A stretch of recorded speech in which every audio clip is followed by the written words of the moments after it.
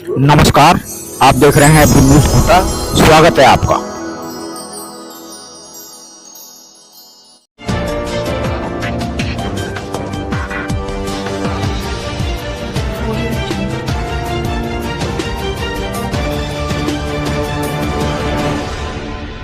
आज भीम न्यूज कोटा की टीम 12 अटरू विधानसभा क्षेत्र में क्या हाल है, मतदाता का रुझान का जायजा लेने आई है।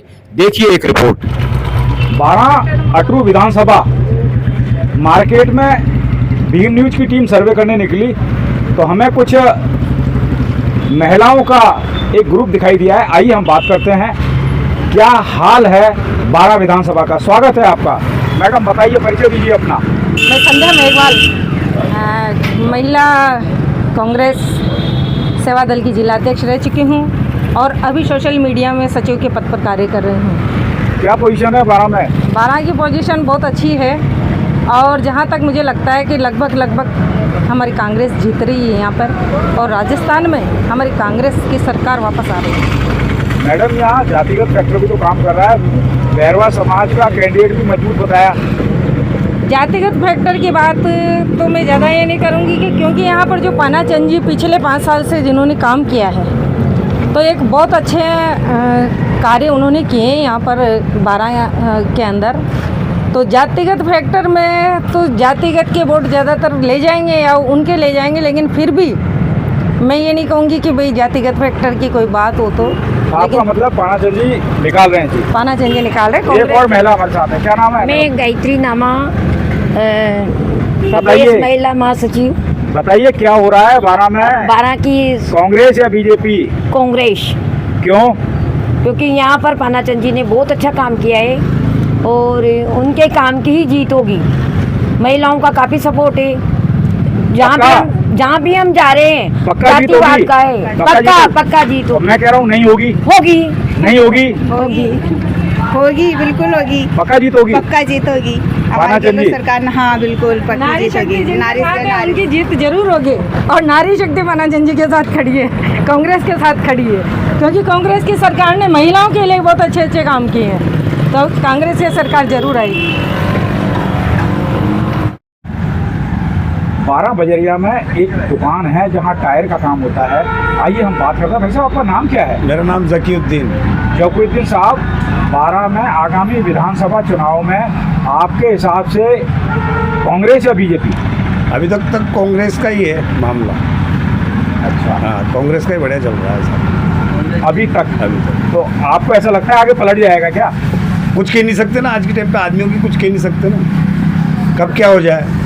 बाकी अभी तक तो कांग्रेस का ही चल रहा है, क्योंकि कुछ लोग हैं जो बीजेपी से भी कांग्रेस में आ रहे हैं। एक चीज़ बताइए आप, भारतीय जनता पार्टी ने राजस्थान में किसी भी एक भी मुसलमान को टिकट नहीं दिया, आपको क्या लगता है? अब वो नहीं दिया तो वो ही जाने कि वो क्यों नहीं दिया।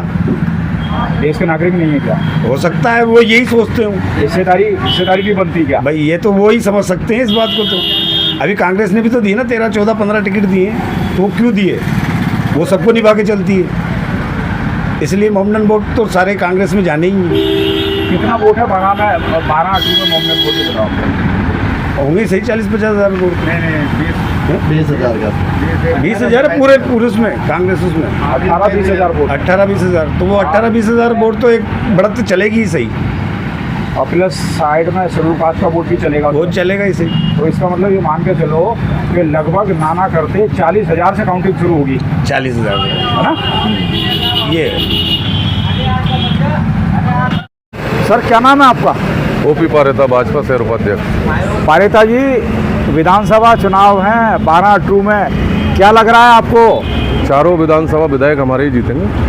कांग्रेस विरोधी लहर है, कांग्रेस के भ्रष्टाचार से जन वाकिफ है और ये इनको क्षेत्र में से भगाया जा रहा है। लठ डंडे से लोग गांव से निकल कर आ रहे हैं, मारपीट कर रहे हैं इनके साथ। यही पता चल रहा है कि इनकी प्रदेश लेवल पर स्थिति क्या है।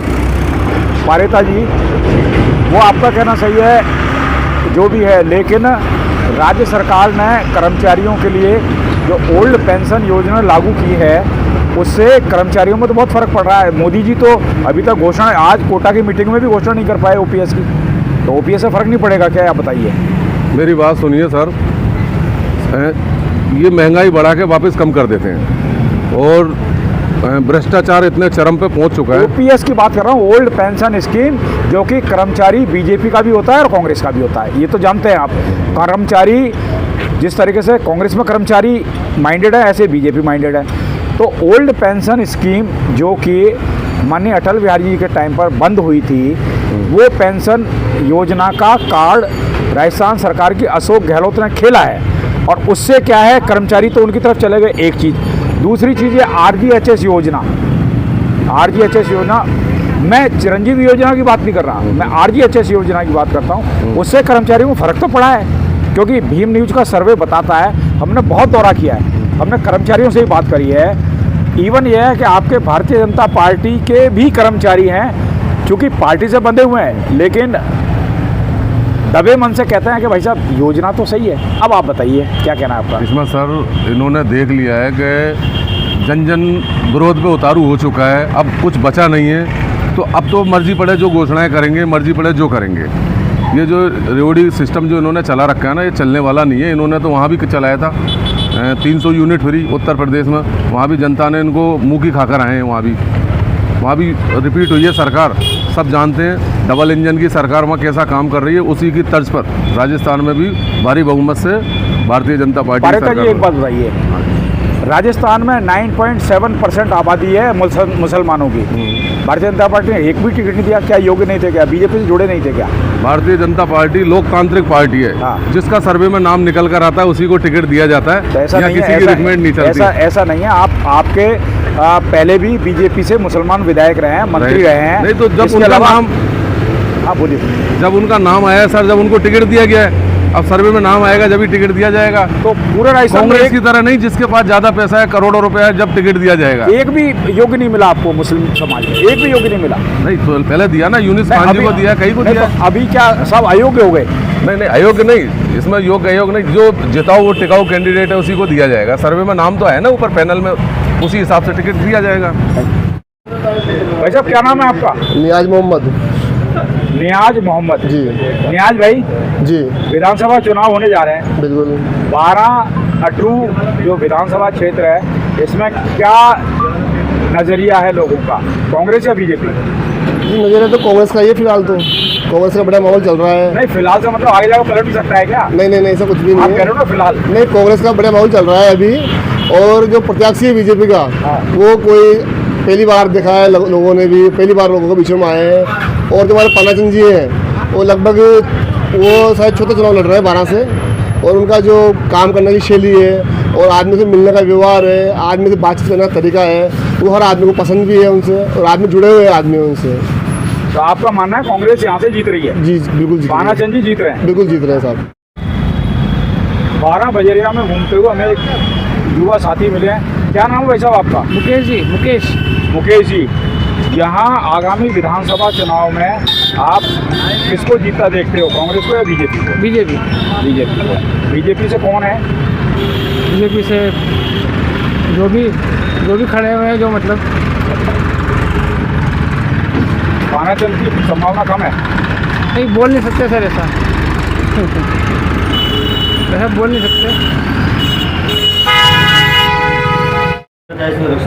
12 में हमारे साथ हैं अखिल भारत अनुसूचित जाति परिषद के 12 जिलाध्यक्ष बाबूलाल जी मेघवाल, शिक्षक नेता रहे हैं, 12 की धरती से जुड़े रहे हैं, व्यापारी हैं, किसान वर्ग से हैं। सर बताइए, 12 अटरू विधानसभा क्षेत्र में आगामी विधानसभा चुनावों में क्या होने जा रहा है, कांग्रेस या बीजेपी? 12 अटरू विधानसभा क्षेत्र में कांग्रेस जीतने वाली है। कारण? क्योंकि यहाँ काफ़ी विकास के काम हुए पूरे क्षेत्र में, और जो कांग्रेस सरकार की योजनाएं हैं वो काफ़ी लाभदायक है, जन कल्याणकारी है, और उनसे आमजन काफ़ी प्रभावित है। आप तो सेवानिवृत्त हैं, ये ओपीएस योजना है, इसका भी कोई इफेक्ट है क्या, ये बताइए? कर्मचारी कितना है 12 में?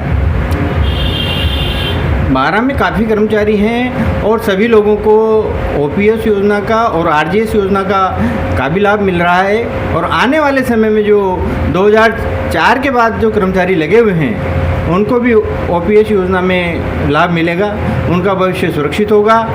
और इसीलिए सभी लोग, सभी कर्मचारी कांग्रेस के पक्ष में वोट कर रहे हैं। और भीम न्यूज की टीम आज 12 अटरू विधानसभा क्षेत्र के दौरे पर आई है। चलते चलते सुबह से हम घूम रहे हैं, माहौल देख रहे हैं, कांग्रेस के पक्ष में माहौल है। हर वर्ग की बस्ती में हमने सर्वे किया। हमारे साथ अचानक प्रत्याशी पानाचंद जी मेघवाल मिले हैं। सर, स्वागत है आपका भीम न्यूज में। क्या कहना है, जैसा कि जनता का प्रेम दिख रहा है, आप बताइए आपका क्या कहना है। आपको बहुत बहुत धन्यवाद कि आप हमारे बीच में चलकर हमारे क्षेत्र की समस्याओं को जानने का प्रयास किया गया। पिछले 5 साल में हमारी सरकार ने, जो कांग्रेस पार्टी सरकार है, उसने जो जनकल्याण के काम किए, विकास के काम किए, जो प्रदेश में शांति और भाईचारा बनाकर रखा, उसका परिणाम है कि राजस्थान में जो पार्टी चल रही थी, एक बार कांग्रेस, एक बार भारतीय जनता पार्टी की, वो परंपरा तोड़ती हुई नजर आ रही है। जिस प्रकार से देश के प्रधानमंत्री को राजस्थान की कमान को देखना पड़ा, संभालना पड़ा, खुद इसका नेतृत्व कर रहे हैं, इससे प्रतीत होता है कि एक मुख्यमंत्री के सामने प्रधानमंत्री का जो कद होता है वो बहुत बोना हो चुका है। क्योंकि उन्होंने 10 साल में केवल इस देश को हिंदुस्तान, पाकिस्तान, शमशान, कब्रिस्तान के नाम पर सत्ता प्राप्त करने का काम किया गया।